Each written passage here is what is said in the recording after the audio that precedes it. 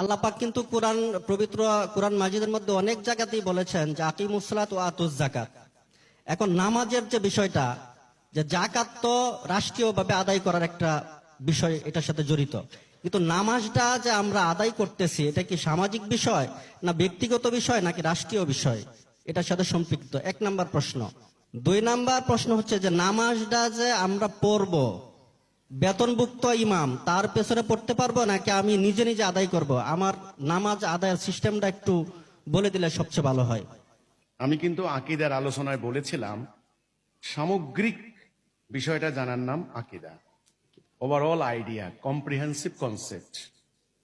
আপনি যদি একটা গাড়ির উদাহরণ আমি দিয়েছি, গাড়ির চাকাকে আপনি গাড়ি বলবেন না, এবং গাড়ি আলাদা করে চাকা খুলে নিয়ে এটাকে আপনি লক্ষ্য হাসিল করতে পারবেন না।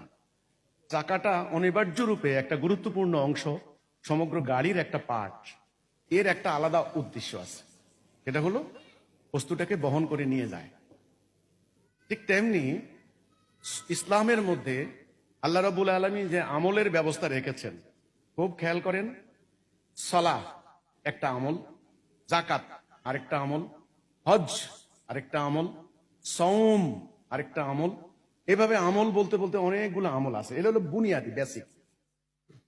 আমলের একটা উদ্দেশ্য আছে, এক একটার এক একটা উদ্দেশ্য। হজের যে উদ্দেশ্য, সওমের কিন্তু আরেকটা উদ্দেশ্য। হজের উদ্দেশ্য আর সওমের উদ্দেশ্য কিন্তু এক নয়। আবার সলাতের যে উদ্দেশ্য, আবার যাকাতের উদ্দেশ্য কিন্তু আরেকটা। তো সমগ্র রূপে সমগ্র ব্যাপারটা একটা উদ্দেশ্য আছে, সেটা হলো দ্বীনুল হক। দ্বীনের উদ্দেশ্যটা কি?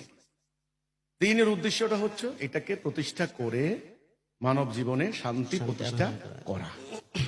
আচ্ছা, শান্তি প্রতিষ্ঠা করার জন্য সর্বপ্রথম সালাহ নয়, সর্বপ্রথম হচ্ছে ঈমান, তাওহীদ, লা ইলাহা ইল্লাল্লাহ।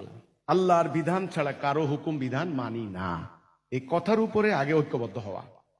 আচ্ছা, যখনই ঐক্যবদ্ধ হলো মোমেনরা আল্লাহর সবরিনটির উপরে, আল্লাহর উলুহিয়ার উপরে, আল্লাহর হুকুমতের উপরে, তখন এই মোমেন আল্লাহর দ্বীন প্রতিষ্ঠা করার জন্য তার চারিত্রিক গুণাবলী লাগবে, তার অ্যাট্রিবিউটস লাগবে। চারিত্রিক গুণাবলী, অ্যাট্রিবিউটস লাগবে। এটা মোমেনের চরিত্রে গেঁথে দিতে হবে, কায়েম করে দিতে হবে।